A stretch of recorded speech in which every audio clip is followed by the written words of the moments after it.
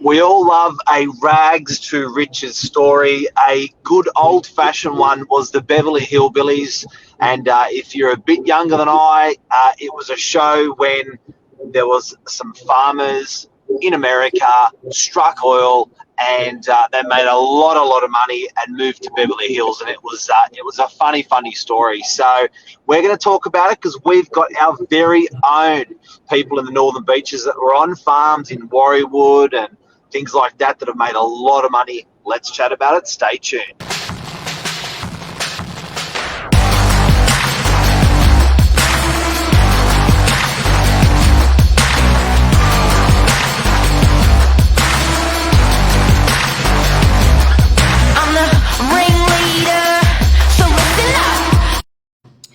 Good morning, everyone. Welcome to Morning Minutes. Myself, Michael BURGIO, Mark Novak, episode 471, From Rags to Riches, Property, Northern Beaches.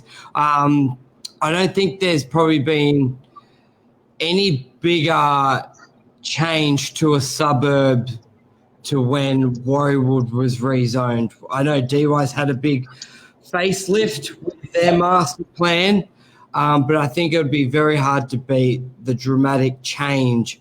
And it was probably more so of a change because it went from larger blocks of land, farmland, agriculture, to units, townhomes, and a lot of newer properties. So, Mark, let's talk about it because there are talks, it's in the works for another couple suburbs of the Northern Beaches. What does it all mean? Burge, I think we're twinning today. In what way?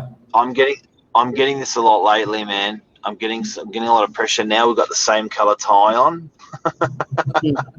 Oh, mine's orangey. We got. We're twinning, and the facial hair, and yeah, it's we're twinning. So you're not seeing double, everyone. Just so you know, if it's coming off a hangover Saturday morning. Yeah, mate, very interesting because it's a beautiful story that these guys endure. They work for 20. They buy farms. They work for 20 years, 30 years, 40 years, sometimes 50 years. They work like dogs. They bring up their kids, their family. They're on the farm 7 days a week. They're in the markets at 4 o'clock in the morning selling their cucumbers, their tomatoes. They're building that. They get bloody devastated by hail. Hail comes and breaks all the glass houses, and they have to replace all the glass. They get worms, they get pesticides, they get all this shit happening in their lives, and there's a big light at the end of the tunnel. Yeah, so to go through, just bring up, there was and what we're talking about with the Brookvale Master Plan, from lands went to basically R3 zoning. So there was a big push there still is 30 years ago for a higher density of housing on the Northern Beaches. So they started. Brookvale? No, I said a high push. Warriewood. So, Yeah.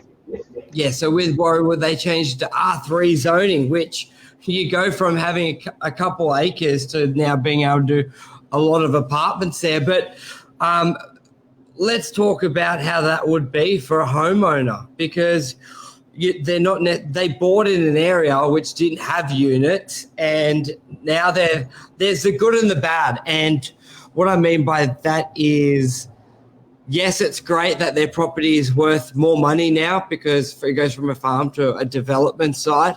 But as you said, Mark, they've been doing that for 50 years, sometimes 100 years.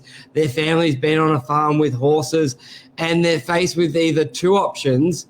They sell, cash out, or they want to stay there because it's their family property, but they're going to have units all around them. It's not going to be the same. So I think it's a bittersweet. Don't get me wrong. Some of the blocks have gone from worth a couple $100,000 to 10, 15 mil. But these days in Sydney, to replicate what someone has in Warriewood and Ingleside would be very, very difficult. Like, where could you find 30,000, 40,000 square meters that close to the beach. So it's a tough one. It's very emotional whenever we've done deals with landowners there. We've been probably one of the most active agents on both sides of the journey. And like Mark, talk us like the families there. One of our colleagues got a street named after him because the family's heritage is sort of back there, Boogaloo. Yeah, that was my mother's maiden name as well. There's a lot of, and you know what, people are seeing the byproduct at the end. So I just got to stress to people that everyone's looking for the latest and greatest deal to make money and to develop property and to get in and get these zoning changes. These guys have waited for sometimes 30, 40, 50 years. And my biggest thing is the intention of when they bought these blocks of lands, these 5-acre blocks, these 3-acre blocks. They never intended for them to be subdivided fast. They always intended for them to be farms. So it's really funny that the people with the intentions of not making gazillions of dollars that have this incredible patience of 30, 40, 50 years ended up making the money. Because often the sort of bloodsuckers that go, I want to get in, I want a subdivision, I want to triple in value, I want to get out. It's a pretty hard gig. Yeah, and to be honest, it almost never happens because there's no councils don't rezone effectively. Like, it doesn't matter. Like, the amount of times I've had streets come to me like, we got 10 houses, we want to go for a rezone. It's like, that doesn't happen. Council don't do that here. Maybe some areas that do, or it's always been a myth. But effectively what the zoning is, and it doesn't matter if you got one house or 100 houses together. They rarely look to reconsider that. And you're spot on there. Like, the people who bought in Warriewood 50, 30, 100 years ago, it was never their intention. It was money. It was always lifestyle. And I think that's where we always tick off. We always say to people, if you're buying for lifestyle, don't worry about anything else. And what happens. Property growth will happen. Maybe the area will change, because if you're buying it there for lifestyle, maybe many people will buy there for lifestyle. And as things change, things change. And you did, yes. These guys were Italian background, they were Croatian background, they were Serbian background. I've got a bit of reverb coming back, Michael. I don't know if you can turn that down a bit. But they were from these heritages. But what's really interesting is they always came from that. So when they were really, really growing up, and their parents were farmers as well. So they naturally came to this country and did the farming thing again. Very interesting. Yeah, it is. So, and let's talk about, you wanted to say the hillbilly analogy is not as an insult. It's more, you're taking, especially when we're going to be talking about Ingleside here with a new article, you're taking blocks of land that were worth maybe $1 million and it could be worth 10, 20. So it's more that transition from a price level to another price level with change. Well, I'm talking about my family here. I'm talking about my own family. Like, it's a beautiful story. The Beverly Hillbillies, I'm getting really bad reverb, sorry, mate. The Beverly Hillbillies in America was a raging television show, because these guys were like billionaires today, millionaires back then. And the irony of this show was they never changed. So they didn't change their clothes. They didn't change the way they spoke to each other, the way they spoke to anyone, no matter how much wealth creation they'd done by striking oil. And that was the funny part of the show. And that's what we're saying about the hillbilly. Because my late uncle, I remember, had a couple of farms. And he sold at quite a few farms, and he sold one of them for in the order of $6 to $9 million. This is about 15 years ago, maybe even 20 years ago. And he rocks up, and my mum's his sister, and he goes, he's there, and we're sitting on the balcony. He goes, "Yep, sold the farm. Always wanted to buy a new truck, always." Yes. And then mum goes, "Oh, that's great. So but what do you need a new truck for? You don't have the farm anymore to to use the truck with. And he goes, doesn't matter, always wanted a new truck. We're like, where's the new truck? And he points at the front of our house. And there's like a 19-year-old ute at the front of the house, truck. Yeah. And Mum's going, that's not new. He goes, yeah, the other one was 30, 35 years old. This one's 18, 19 years old. That's my new truck. It was just, it's so just modest. That beautiful, modest story, that, love it. So what does this mean for Ingleside? They're planning 2,500 new homes, potentially 980 brand new ones built south side of Mona Vale. So it's big. And obviously this is off, we need, like, regardless of the changing and how you feel about development, Northern Beaches in Bayview, Mona Vale, Newport, which is the suburbs below, has had 35 to 40% growth in the last 12 months. So the demand there is huge. And it's almost like you need more properties to slow the demand down, because 40% growth in a year is not sustainable. It's almost crazy. We laugh, we smile, but it's crazy.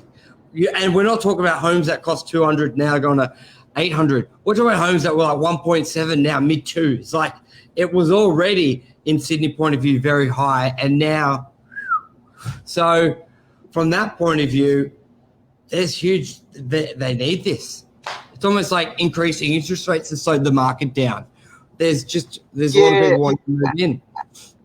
The biggest developer in Australia, Harry Triggerboff of Meriton, always goes on. His number one pitch is affordability. And affordability is you supply more units, the cost of units becomes cheaper. You don't supply any unit, the cost of units becomes exorbitant.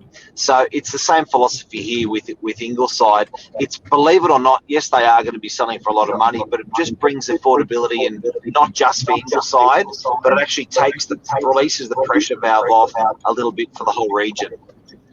Yeah, and that's where some people get confused. It's like, there'll still be huge money. Yes, but then it's still, as you said, instead of having now 20 people compete at an auction of one property, there'll be 5 people because there's new one. It gives it the stability. Don't get me wrong, we're always going to hit new levels in property prices, but it gives it that stability, because some people, they sort of get confused, like, new developments, they all come on so expensive. But then it releases the pressure on the older units, which then you can buy. People think the brand new ones are supposed to be cheaper than the older ones. They come on the market. It's not how it works as well. And they're doing a $140 million upgrade on the road as well. There's a lot happening up there. It's massive.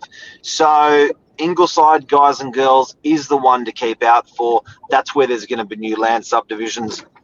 I think if you're going to be waiting to upgrade your home rather than doing your home where you are, consider buying a block of land and building a brand new home in a place like Ingleside. Warriewood did really well from it as a result. We've got some comments here as well. No, I just posted the link to the article that stemmed our conversation. Yeah, so check that article out. But mate, it's all good news, and it's great news for the old farmers and those people that are in that neck of the woods that have been farming for a very, very, very, very long time. Yeah, and if you're up there, don't rush. A lot of master plan takes many years to happen. So my biggest advice is don't sell, don't rush to sell.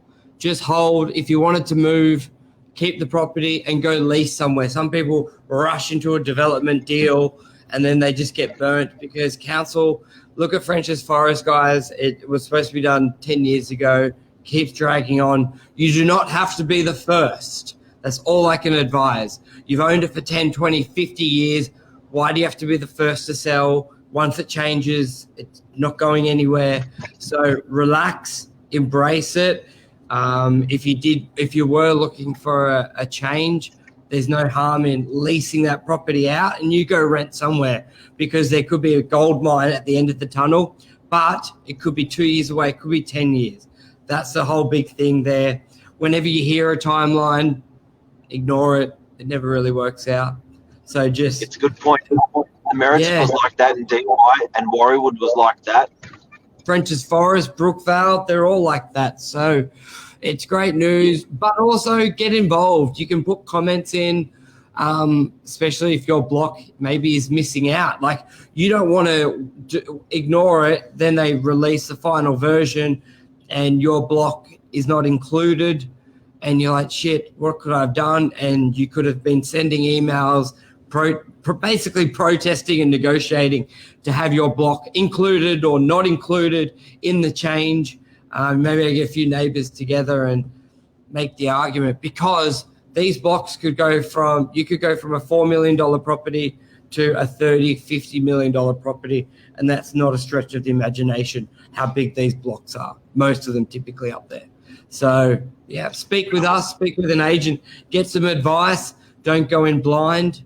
And also be mindful I would definitely speak to someone like us before you enter a deal with a developer, because I find a lot of the time they're hunting around now trying to tie up owners in long option agreements at a price which would probably be in their favor, because you wouldn't have the information or knowledge, and they're taking a risk. But I also see they generally have bigger upshot, because they can always walk away from the deal. But if they end up getting triple the amount of homes they could build on it, your price doesn't go up. So speak with agents. Speak with us. It's casino real estate. If you want to do an option of 3 years or 5 years, you might as well go to the casino. It's casino real estate. It's a punt for a seller and it's a punt for a buyer. Don't recommend it. 6-week settlement. But Michael, just to highlight what you've just said, 41 Warriewood Road. Owners came to us with an offer of 10.6 million. We said maybe there's more out in the market. We got them after our fees, 2 million clear more. As a matter of fact, we almost got $1 million out of their buy that was already on the property. The people next door decided that, I think it was 45 Warriewood Road, decided not to use us, not to use an agent. They sold it for $13.3-ish million. And guess what happened? The next buyer gave it to Michael BURGIO, this guy here, and he sold it for 16 point something million dollars, $3 million more within 12 months. So they did not use an agent. They sold it for circa 13. The new buyer used an agent, did nothing, same property, circa 16. That is the difference. Huge. Don't gamble with your own money. Use a pro to sell your big asset. Yeah, because it's not always about the price as well, Mark, isn't it? It's about the terms and the strength of the buyer, and an agent will know that more so than an owner. So that's key, but that's a good point. And that's a wrap, ladies and gentlemen. See you later.